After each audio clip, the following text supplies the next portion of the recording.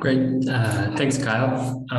So first, as he's sharing his screen, hopefully, we have Isaya Kisekka. He leads the Sustainable Agriculture Water Management Research Group at UC Davis. He's going to talk to us today about measurements for modeling soil water dynamics and evapotranspiration, considering heterogeneity in agricultural fields. And I will just reiterate that at the end of the talk, if you could go ahead and put your hand up to ask a verbal question. Otherwise, feel free to put the questions in the chat or in the Slack, the Slack channel, which there's been some great discussions there. So Isaiah, if you can share your screen, then go ahead and get started whenever you're ready. Thank you, Jack, for the introduction. I'll share my screen now.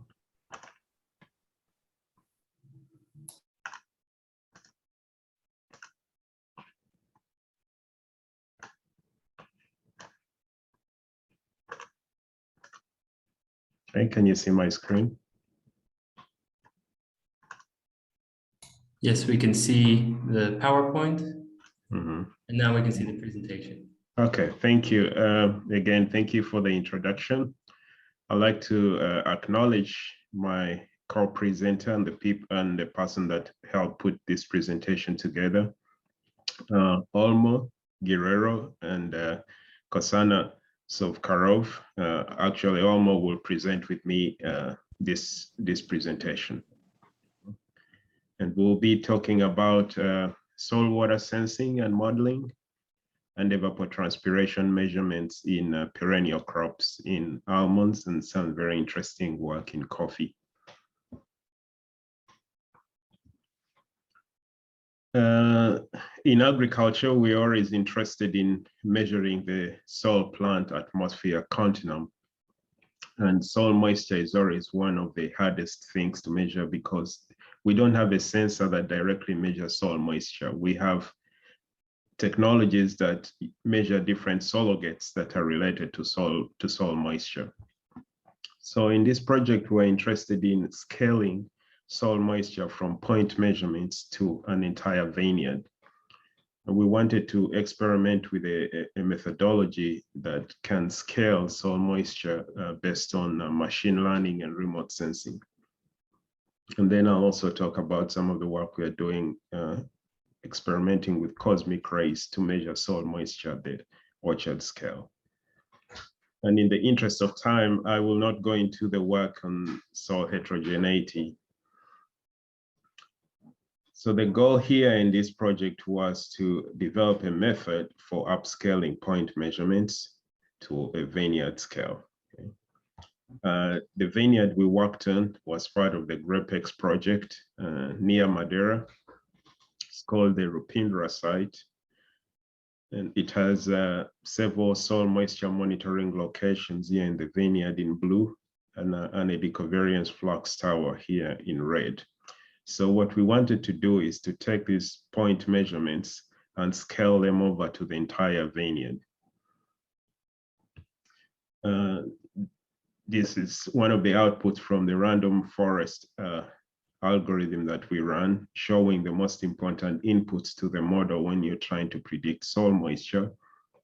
The most important one was bulk density, average soil temperature, evaporation fraction, which we estimated from remote sensing and allowed us to do the spatial scaling, digital elevation models, solar radiation, minimum relative humidity, and reference evapotranspiration. And then a few others were also relatively important. This group doesn't need a detailed introduction to these types of equations, but this is how we estimated the reference, the evaporation fraction as a ratio of these fluxes, which you can get from both remote sensing and from an Eddy Covariance flux tower. That's how we estimated net radiation, soil heat flux, sensible heat flux, and soil moisture. And so one of the question was, how accurate is the evaporation fraction you're estimating from remote sensing, since it is a key component of the soil moisture estimation? And so we had to validate it against measured evaporation fraction from the flux tower. That's the blue line here, and one we estimated from the SIBO algorithm in the orange dates on dates when we had a satellite overpass. And you can see here that there was good correlation between the pi SIBO estimated evaporation fraction and the ET flux evaporation fraction. So this gave us confidence in this input. On the bottom it shows evapotranspiration over the 3-year period that this study was conducted, as well as the irrigation and precipitation on the bottom here.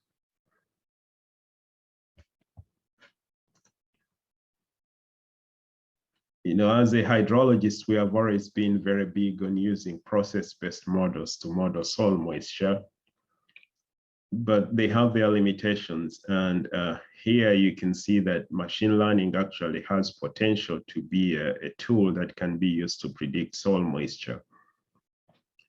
These graphs show the 8 sensor locations that I showed earlier in the presentation.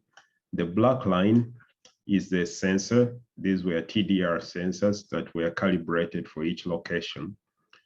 And the orange, before I get to the orange one, the green ones are the random forest, so the machine learning model predictions.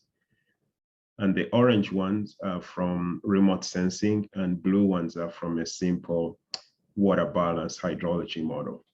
You can see that at all the locations, the random forest algorithm did much better than the remote sensing and the hydrology approach, which is quite promising as a methodology to predict soil moisture.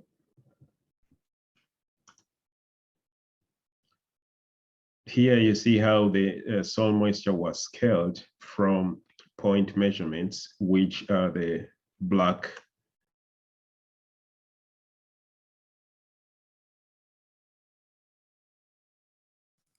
Isaya, you got muted. Oh, thank you, Kosana. Okay. You can see here the soil moisture at different stages of growth of the vineyards, of the grapes, from maturation and harvest all the way to bud burst. And these at the bottom here are the different models. The first one is the pi SIBO. The middle one is the evaporation soil water balance based approach. And the one on the right is the random forest based model. And this is a root zone soil moisture.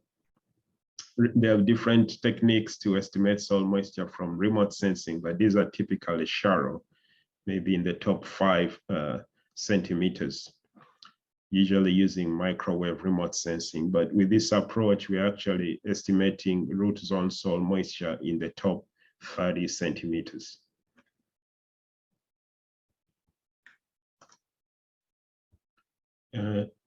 These are different goodness of fit statistics, but one I would like to focus on is the root mean square error. You can see this approach based on remote sensing and machine learning had the least root mean square error. I'll talk very briefly on the other techniques we are using to measure soil moisture using cosmic rays. Our goal was to understand an aerial average soil moisture, sort of like the ET you get from Eddy Covariance. You get one number that is representing a given footprint. And so we located this cosmic ray in the middle of the orchard. Actually, it was located close to the Eddy Covariance flux tower. And we also had the traditional neutron probe locations, and we wanted to compare how well this technique, this proximal technique, compares to this in situ regulated technique. You can see that there was good comparison or good agreement between the cosmic ray, which is the orange line, and the neutron probe, which are the blue points, at 45 centimeter and 76, 75 centimeters. The agreement was not good in the top foot. And if you've worked with neutron probe, you'll probably know why, because at that depth, you have electrons escaping from the surface. And from a plant science point of view, this is interesting because you can use this as a predictor for stem water potential, which is important to predict plant water status. You can see here that there's correlation between this area average soil moisture and stem water potential here at the 4 locations. Please allow me to skip through this in the interest of time, because I would like to have some time at the end for Almo to give his talk. I would rather go to spend some time on this. We were contacted by the Almond Board to help measure ET and develop crop coefficients for young almond orchards. And we found a farmer that had planted 3 orchards at the same time. So we had a second leaf, third leaf, and fourth leaf orchards in the same location. We built these inexpensive ET towers.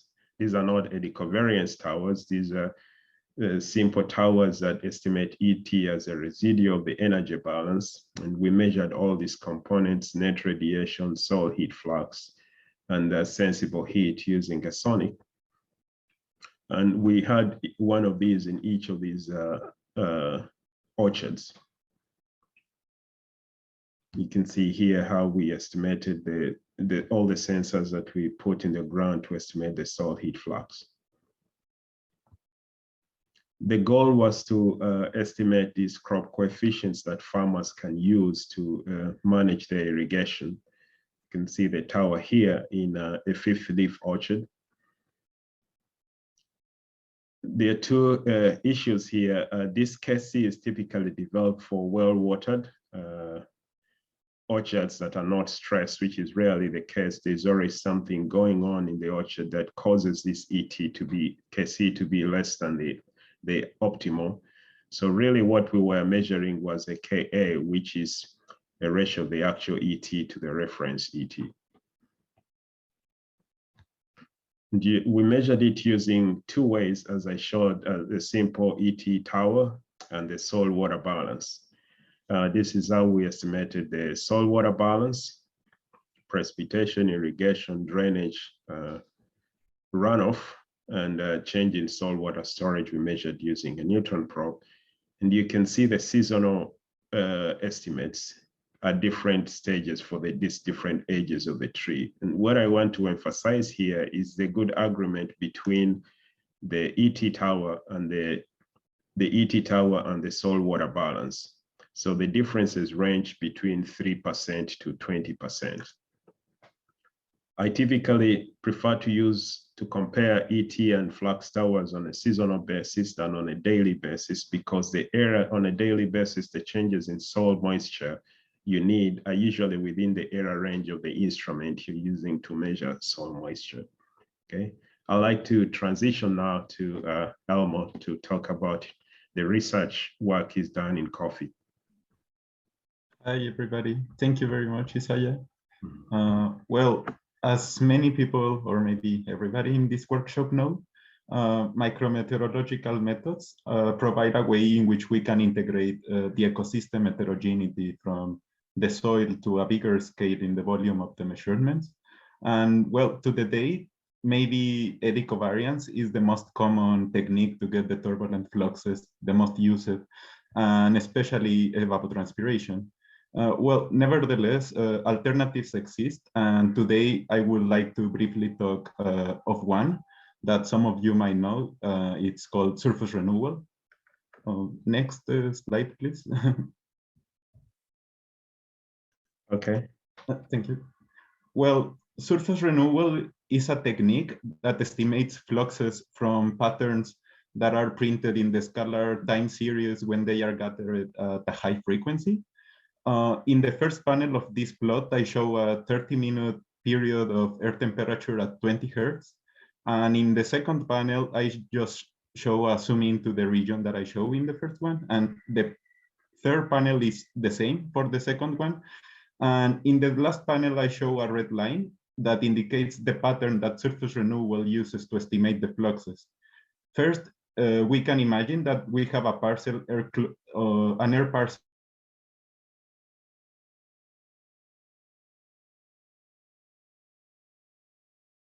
increasing pattern in the series.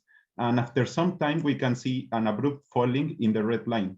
This abrupt falling indicates that the parcel was replaced by a cooler parcel from outside the canopy.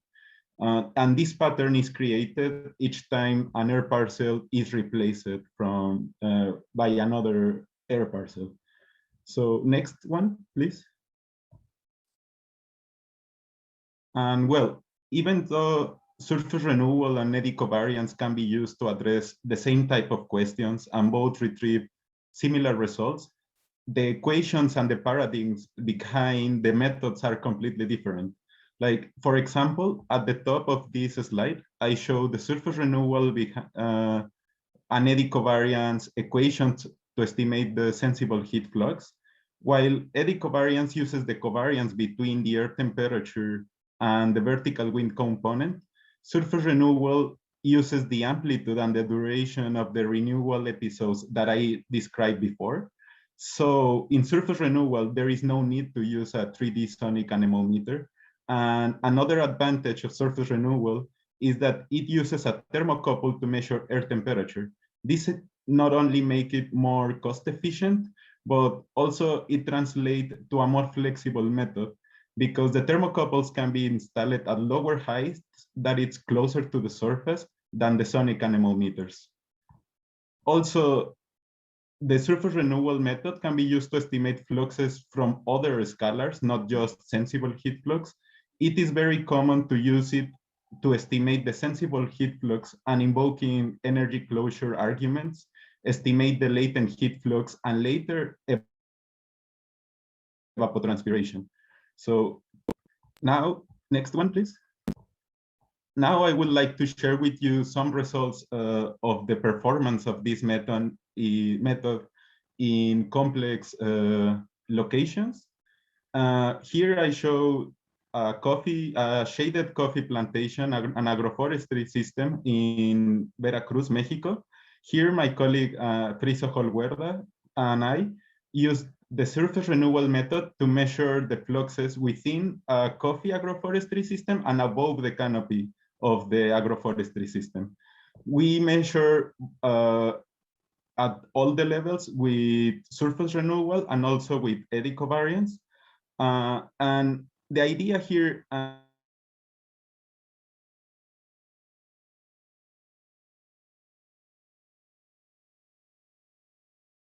have the transpiration of the coffee shrubs. And with this methodology, we can partitionate the fluxes within levels, but also have measurements for soil humidity loss.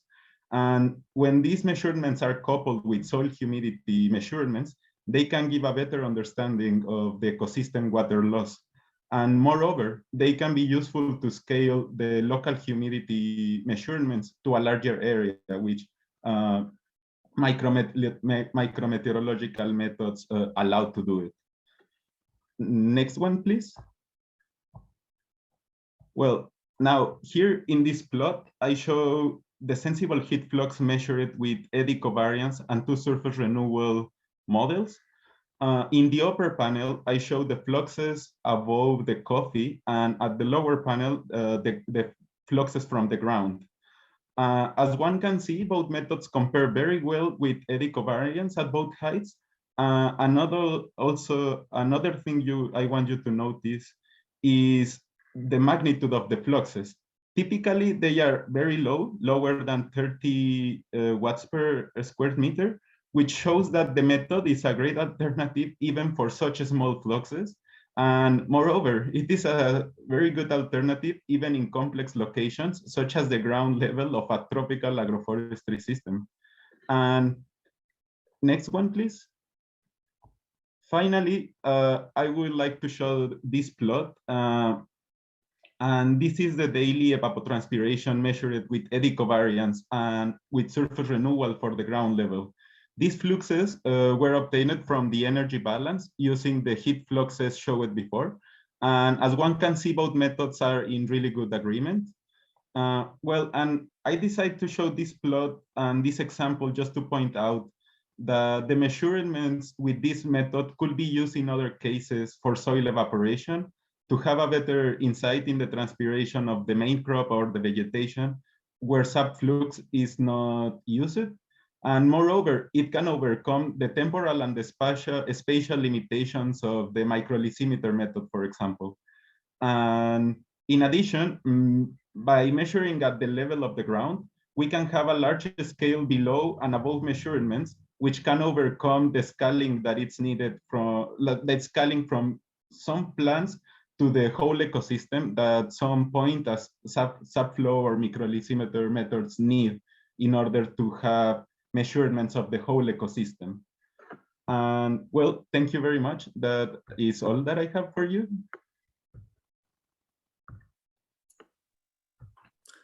Great, thanks a lot, Isaya and Olmo. Really interesting new techniques and comparisons. I'll open it up to 1 or 2 quick questions. Please raise your hand and we'll unmute you.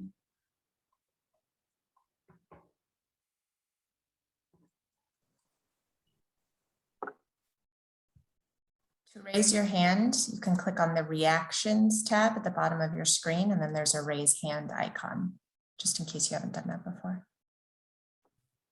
So maybe Nicholas, you've got your hand up. So I was wondering about 2 things that I start wondering, seeing the presentation from Isaya and also from Olmo. One, in Isaya's presentation, in the simple estimation of eddy covariance, based on eddy covariance and energy balance closure, in almonds, some of the measurements seems that they were being collected within the roughness sublayer. And I was wondering if you have quantified the impact of collecting measurements within the roughness sublayer for eddy covariance, and what's the impact of that? And then, and how do you think that can impact your ET measurements? And then for Olmo, the eddy covariance measurements under the canopy to estimate sensitive heat flux, that somehow violates many of the eddy covariance assumptions. So what's your opinion on that, and how you think that that can impact your results?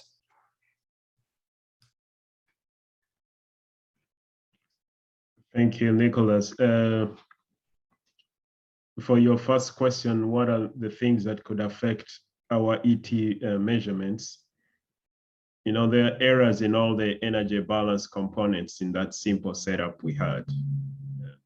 It could be errors in the sensible heat flux and errors in the soil heat flux, but from that method, all those errors are, since you're estimating ET as a residual, you're carrying them over to your ET. We did not estimate the uncertainty in that error.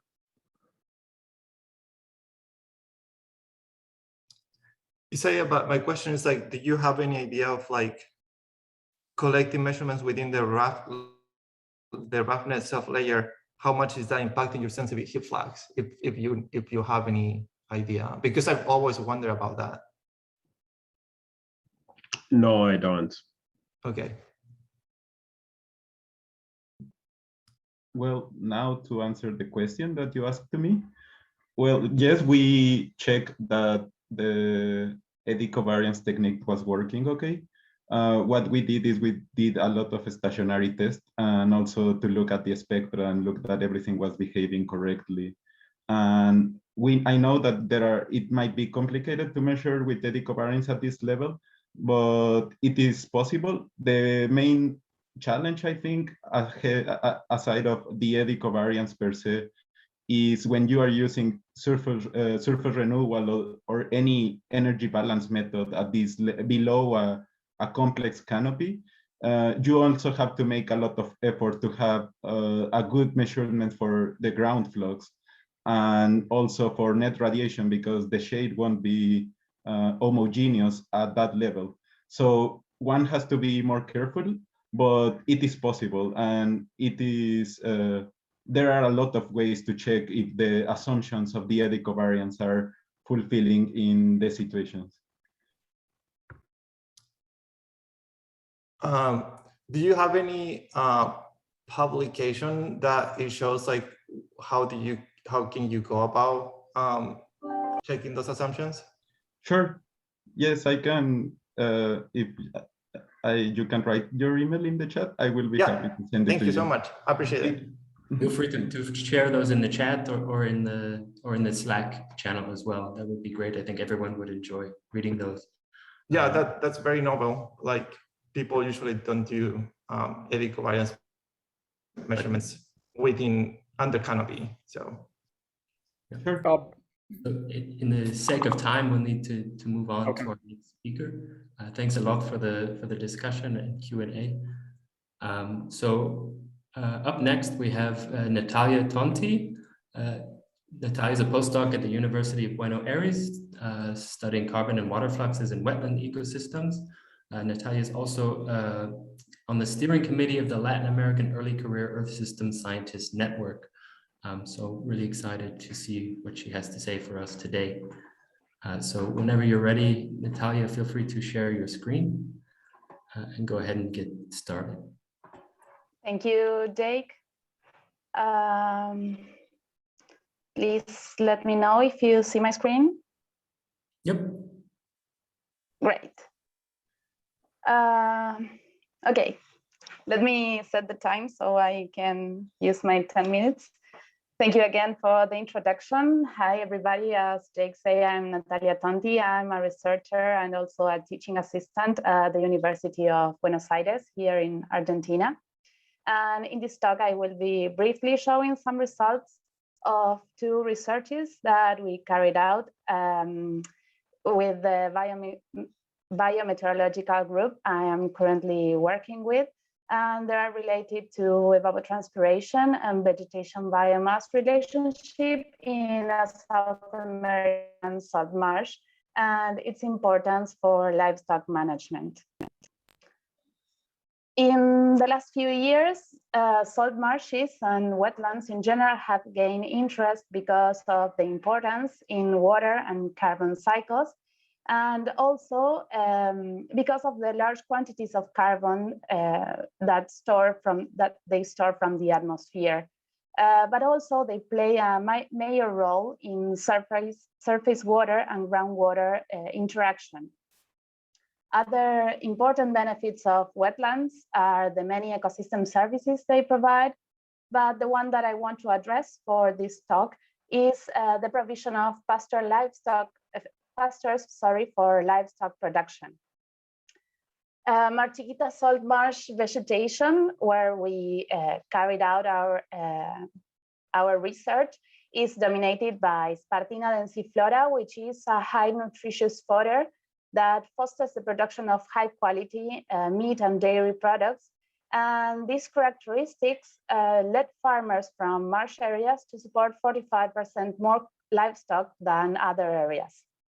As Argentina is one of the biggest beef consumers, is the 5th world producer and the 4th exporter, information about cattle feed is of great interest, and also is how to make a better management of production sites and also its conservations.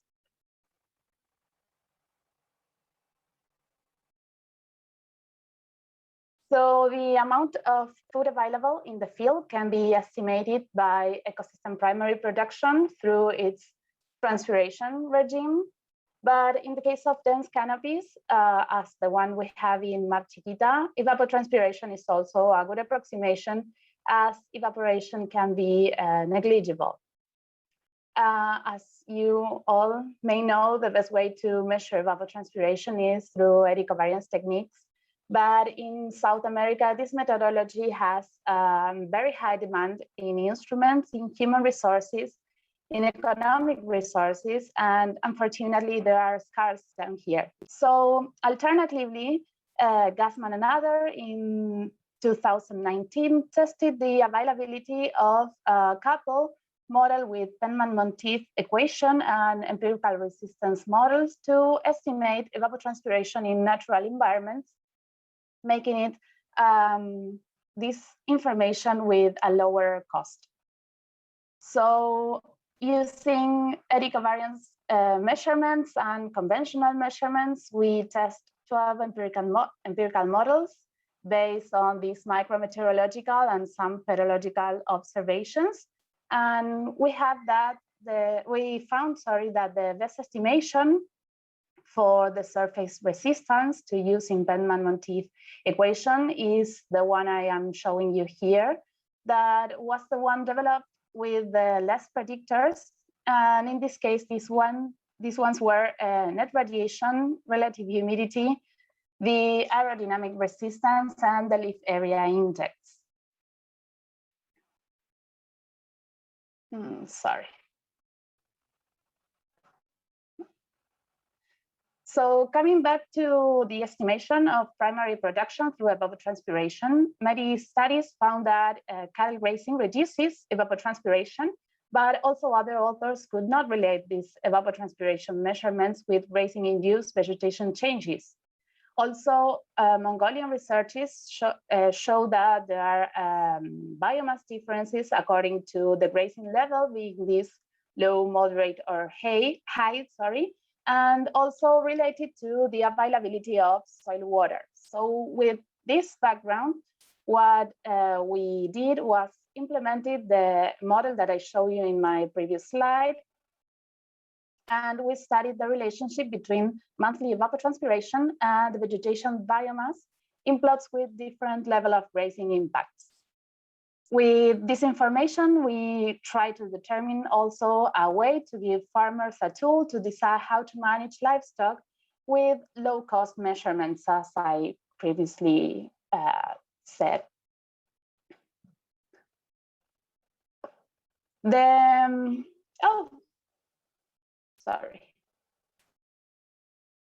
Here.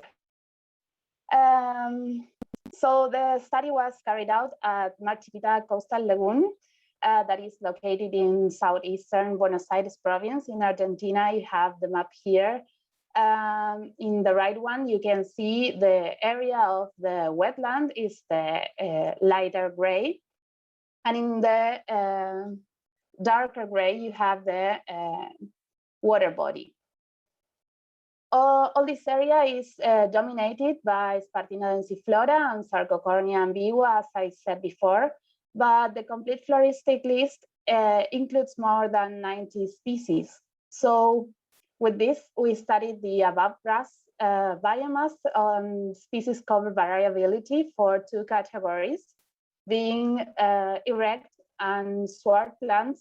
We consider that erect plants were the ones with more than 15 centimeters height. This is mostly Spartina densiflora. And the sward plants were the others that we found there. We made these observations in 3 different plots affected by low, moderate, and high cattle grazing.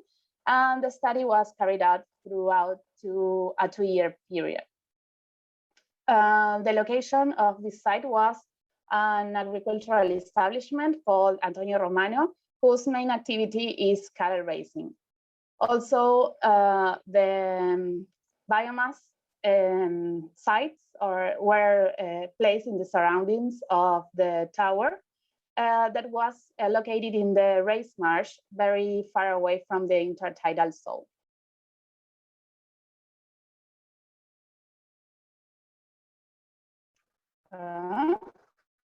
Yeah. Oh, sorry again. So green and erect sward plants show different response to the impact In the first left panel, you can see how erect plants biomass inside one, that was the one with the lower grazing, is 1.4 times higher than in site 2. And in the case of site 3, which is the most impacted, no erect plants were found there, which evidence a negative impact on cattle grazing. On the other hand, in the second panel, you can see that sward plants biomass increase with higher impact. When comparing biomass to evapotranspiration in the lower left panel, you can see that with low impact of the evapotranspiration is positively related to the erect green biomass, while for moderate impact, the relationship seems to be slightly negative, although this slope is not statistically significant to the 90% of the confidence, but it is very, very close. If you focus on the intercept of these two regressions for erect plants in sites 1 and 2, you can find that the value don't differ significantly. This value is around 800 grams per square meter. And this point represents the limit where the slow growth of erect plants cannot balance the herbivory impact and can compensate for grazing and trampling. This fact made that the limit of 800 grams per square meter, it's a good threshold to let this plot rest and so move the cattle to another one to have a good practice in the production site. In the last panel, you can see that sward plants are better adapted to the impact as the response to the increasing impact when also evapotranspiration is increasing has higher rates of growth in this kind of plants. So to give a very brief summary of the results of these two works, we found that primary biomass show different responses to evapotranspiration according to the growth habits. Also that Spartina densiflora showed a slow growth response to evapotranspiration with low livestock impact and a negative correlation with evapotranspiration under moderate grazing conditions. Also, we found that overgrazing can lead to the disappearance of Spartina densiflora, as we found on site 3. On the other hand, sward plants showed a contrary response, increasing the rate of biomass growth with increasing pressure of livestock consumption and a positive correlations with evapotranspiration. Sustainable management must contemplate vegetation regrowth patterns in order to preserve the environment, and it would be advisable also to, as a good practice management, to remove cattle from plots where Spartina densiflora green biomass is below 816 grams per square meter. It's almost my 10 minutes, so this is all I have. I want to thank you all for your attention. Thank you to the organizers for the invitation. Also my co-authors, you have here listed here, and I will be taking questions if you have some here in the chat, or you can reach me also at Slack. Thank you for your patience. Thank you very much, Natalia, for this very nice, interesting talk. Thank you. Yeah, so you have plenty of time, don't worry. So if we have a couple questions from the audience, feel free to raise your hand. Xuan Long. Yes, my question is about the ET. I mean, did you calculate the soil evaporation and also calculated the transpiration from the canopy? I mean, did you separate or partition ET into different parts? I think, sorry, I didn't hear you quite well, but I think you are asking about how we estimate evapotranspiration or the partitioning between transpiration and evaporation. What we had yes. we had I mean, evapotranspiration measurements, and what we consider is that transpiration is negligible as the canopy is very, very dense. So there is almost no bare soil. So we use evapotranspiration as an estimation of primary productivity. okay, thanks. Thank you. So Natalia, when you say you had measurements there, were those eddy covariance towers or? Yes. Okay, so you had Eddy actual. covariance. Yes, and also conventional measurements. So in the first place, we use eddy covariance to test it some simpler models, simpler measurement models. And after that, we use the Penman-Monteith equation to estimate evapotranspiration, but we also have eddy covariance. Okay, thanks. Thank Yeah. you. Yeah, did you have a question? Hello, how are you? I have one question. The question about she said she have the eddy covariance. May I ask where she put the eddy covariance in the water body or outside the water body? And No, sorry. Mm-hmm. Yeah, and how you cover the area? Did you think only on the water body or everything around? This is the question. Thank you so much to you and to all. Thank you. The eddy covariance measurements were placed outside the water body in the high marsh. So it was in the surroundings of the lagoon, but it was placed on the high marsh. And the particularity here is that we have a very large fetch in the place. And also footprints were around 200 meters long in almost every direction. So we consider that these measurements are representative of a considerably large area. And I think I answered with that, but let me know if there is something I missed. Yeah. So you mean that normally the eddy covariance cover this range 200, 250, 300. So it means the eddy covariance cover the area you're looking for, the water body and the surrounding.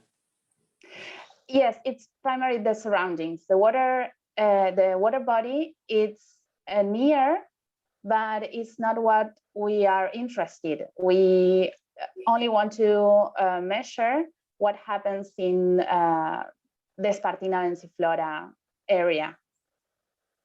Okay. Yeah, because you talking about the evapotranspiration. So I was thinking the main things you focus on it, the water body, because the mostly it's come from the water body of the marsh. Yes, but no, the site is far enough from the water body. Mm-hmm. Thank you so much. Thank you. Another quick question.